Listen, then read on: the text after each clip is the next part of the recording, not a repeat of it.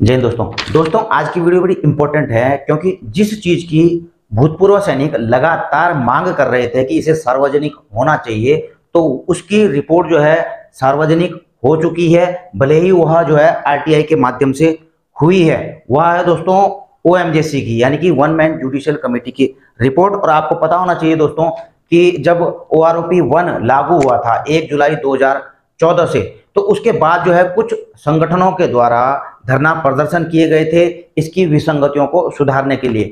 तो उसके लिए जो है गवर्नमेंट की तरफ से one man judicial committee, justice L Narasimha Reddy की अध्यक्षता में एक वन मैन जुडिशियली कमेटी का जो है गठन किया गया था 14 दिसंबर 2015 को। और इस वन मैन जुडिशियल कमेटी ने जो है अपनी रिपोर्ट मिनिस्ट्री ऑफ डिफेंस को 26 अक्टूबर 2016 को सौंप दी थी। लेकिन दोस्तों रक्षा मंत्रालय ने इसकी जांच के लिए, जो ओएमजेसी की रिपोर्ट थी, इसकी जांच के लिए एक आंतरिक विसंगति समिति का गठन किया 19 जुलाई 2017 को। हालांकि इसके अंतिम आदेश जारी नहीं किए गए हैं, लेकिन दोस्तों मैं आपको बता देता हूं, जो वन मैन जुडिशियल कमेटी की रिपोर्ट है, जिसकी लगातार भूतपूर्व सैनिक मांग कर रहे थे इसको डिस्क्लोज करने के लिए, इसको सार्वजनिक करने के लिए, तो एक आरटीआई के माध्यम से आप देख रहे हैं दोस्तों यहाँ पर कि इंडियन एक्सर्विसमैन लीग की तरफ से एक आरटीआई डाली गई थी principal controller defence account PCDA के लिए।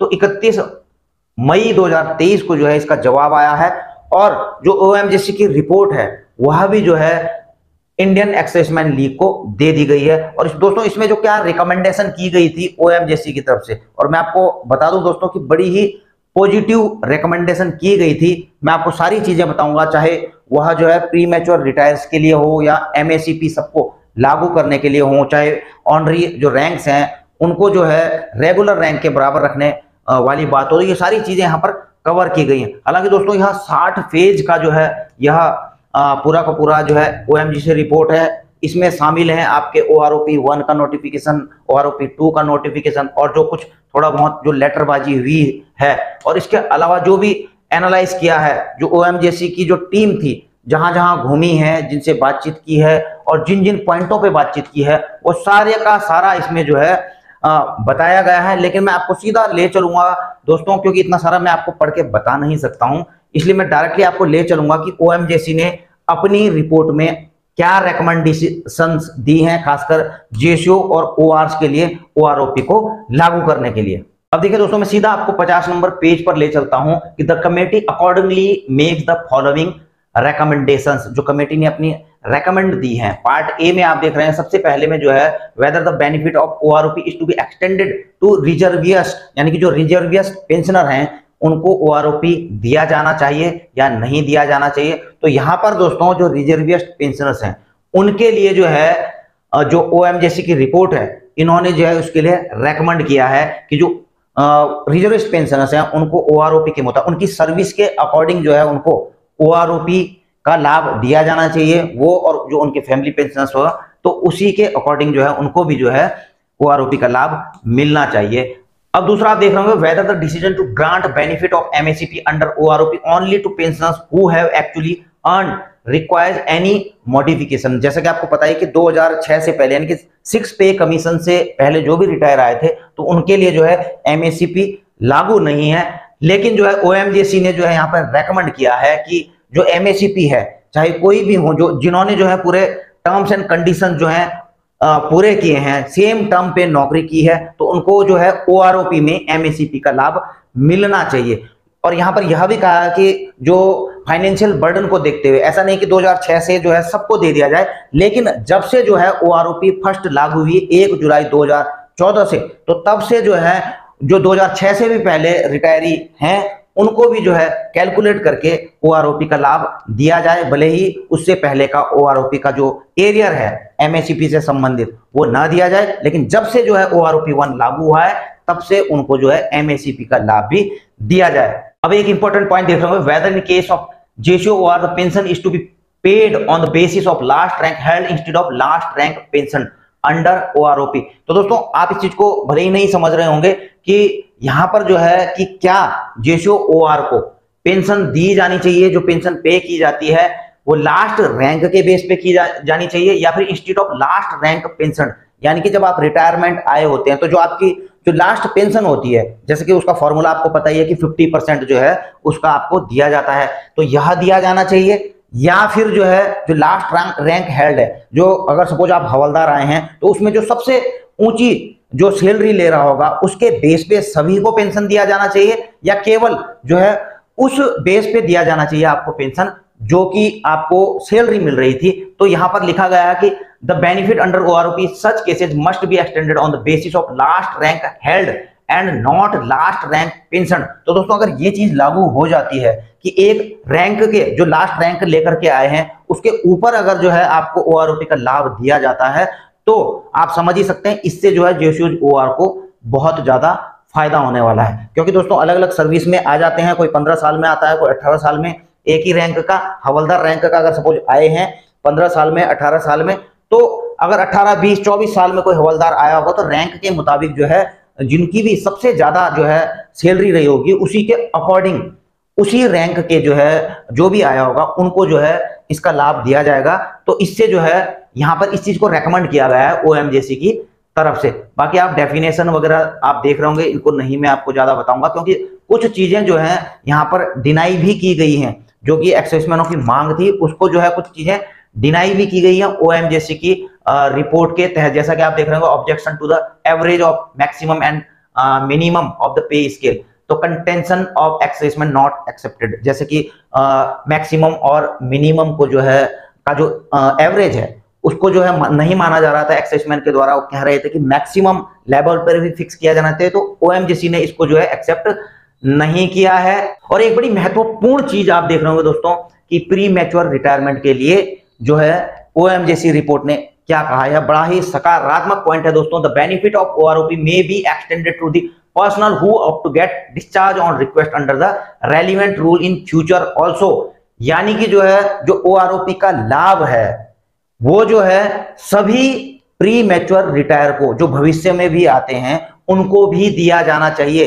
जबकि आपको पता ही है कि जो ओआरओपी फर्स्ट का नोटिफिकेशन निकला था उसमें बताया गया था कि जो प्री मैच्योर रिटायरमेंट आए हैं 1 जुलाई 2014 के और उसके बाद, तो उनको जो है ओआरओपी का लाभ नहीं दिया जाएगा। लेकिन ओएमजेसी ने इसको रेकमेंड किया है कि चाहे बाद में आए हों चाहे पहले आए हों, सभी प्री मैच्योर रिटायरी को ओआरओपी का लाभ दिया जाना चाहिए। अब जैसा कि मांग की गई थी base year to be taken at 2014 and not 2013। आपको पता है कि ओआरओपी 1 में मांग की गई थी जो बेस ईयर लिया जाना चाहिए वो 2014 लिया जाना चाहिए, ना कि 2013। तो इसको भी जो है एक्सेप्ट नहीं किया गया है ओएमजेसी की तरफ से। Extension of benefit under OROP with effect from 1 April 2014 instead of 1 जुलाई 2014। यानी कि जो मांग थी एक्साइजमेंट की कि जो ओआरओपी 1 थी उसे लागू किया जाना था 1 अप्रैल 2014 से, ना कि 1 जुलाई 2014 से। तो इसको भी जो है ओएमजेसी ने खारिज कर दिया था। अब देखिए पार्ट सी में आप देख रहे होंगे, ये भी बड़ा इंपॉर्टेंट है कि pension for honorary rank on par with regular rank, की जिनके ऑनरी रैंक हैं उनको जो है जो रेगुलर रैंक्स हैं उनके बराबर जो है पेंशन मिलनी चाहिए। और इसके अलावा भी आप 3-4 पॉइंट और देख रहे हैं, तो इसके जो है कुछ अधिकारियों से संबंधित है, वो तो इसको पढ़ ही लेंगे इसलिए मैं इसको कवर नहीं कर रहा हूं। लेकिन जो पहला पॉइंट है ऑनरी रैंक से संबंधित, तो यहां पर जो है इन चारों पॉइंट के रिगार्डिंग एक ही जो है सॉल्यूशन दिया है या सुझाव दिया है जो ओएमजेसी ने अपनी रिपोर्ट में कि the committee is of the view of that these matter are outside the scope of OROP and as and when they any detailed representation in this behalf are made, they need to be dealt with by the ministry in accordance with the relevant provision of law and the extent policy। तो इन्होंने जो है यहाँ पर ministry of defence के ऊपर छोड़ दिया है कि जो भी नियम है इस पर जो है विचार करना चाहिए मिनिस्ट्री ऑफ डिफेंस को कि इसको किस प्रकार से सॉर्ट आउट किया जाना चाहिए। तो ये उन्होंने मिनिस्ट्री ऑफ डिफेंस के ऊपर छोड़ दिया है। एक और जो इंपॉर्टेंट रेकमेंडेशन की गई थी ओएमजेसी की तरफ से, आप देख रहे हो payment of arrear in lump sum to old age ex-serviceman. The committee is of the view that arrear of the OROP be paid to the lump sum to such of the ex-serviceman who are age 80 years and above. तो यहाँ पर उन्होंने recommend की थी कि जिनकी उम्र 80 साल हो चुकी है और उससे ऊपर हो चुकी है, तो उनको जो है एक साथ जो है लंप सम ओआरओपी का एरियर का पेमेंट कर दिया जाना चाहिए। हालांकि आपको पता है कि ओआरओपी 2 में जो है जो ऑनरेबल सुप्रीम कोर्ट ने भी ऑर्डर दिया है कि 70 साल से उम्र जिनकी ज्यादा हो चुकी है तो उनको एक साथ पेमेंट कर दिया जाए। तो कहीं ना कहीं यह रिकमेंडेशन तो जो है 80 साल की जगह 70 साल पर पूरी हो चुकी है। और आप देख रहे हैं कि यहाँ पर जो है जहां जहां भी विजिट किया गया है जस्टिस एल नरसिम्हा रेड्डी की अध्यक्षता में, जैसे कि आपको पता ही है, तो उनको सभी को थैंक्स किया कहा है उन्होंने कि जो उनको कॉपरेट किया गया सबकी तरफ से। आप देख रहे हैं 26 अक्टूबर 2016 को जो है यह रिपोर्ट मिनिस्ट्री ऑफ डिफेंस को पुटअप कर दी गई, सबमिट कर दी गई। तो दोस्तों आपने देखा होगा कि ओएमजीसी की इस रिपोर्ट को अगर लागू कर दिया जाए तो इससे कई डिफेंस पेंशनर्स को फायदा भी हो सकता है। जैसा कि एमएससीपी का लाभ अगर 2006 से पहले वालों को मिलता है तो निहायत ही उनकी पेंशन में बढ़ोतरी होगी। Pre mature retiree on request पर जो आए हैं उनके लिए बहुत ही ज्यादा बेनिफिशियल होगा, जो कि 1 जुलाई 2014 और उसके बाद जो है प्री मैच्योर ऑन रिक्वेस्ट पर आए हैं उनको भी जो है ओआरओपी का लाभ मिलेगा और उनकी भी यह नाराजगी खत्म हो जाएगी कि उनके साथ भेदभाव किया गया है। जो रिजर्विस्ट पेंशनर्स हैं उनके लिए भी बड़ी खुशखबरी वाली बात होगी कि उनकी पेंशन भी जो है ओआरओपी के अकॉर्डिंग जो है बढ़ाई गई है। उनके जो फैमिली पेंशनर्स हैं उनकी भी जो है ओआरओपी के अकॉर्डिंग पेंशन बढ़ाई गई है। तो अगर ओएमजीसी की रिपोर्ट, अगर जो मैंने आकलन किया है, इसको अगर लागू किया जाता है तो दोस्तों कहीं ना कहीं डिफेंस पेंशनर्स को अच्छा फायदा होगा।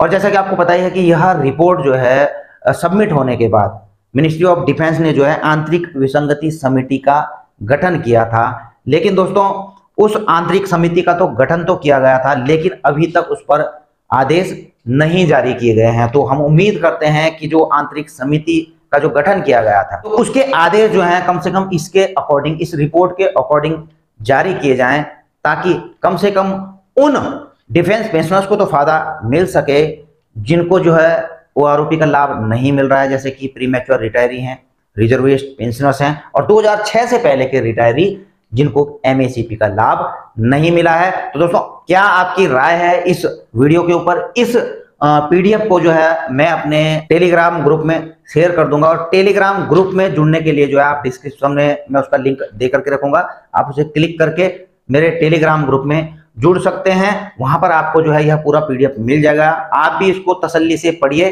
60 पेज का है। जितना भी मैं पढ़ पाया, जो मेन चीजें थी मैं आपको बता चुका हूं। इसी के साथ मैं अपनी वीडियो यहीं पर समाप्त करता हूं। आपकी भी कोई राय हो तो आप कमेंट बॉक्स में जाकर के लिख सकते हैं। जल्द मिलेंगे नई वीडियो में नई जानकारी के साथ। जय हिंद, वंदे मातरम।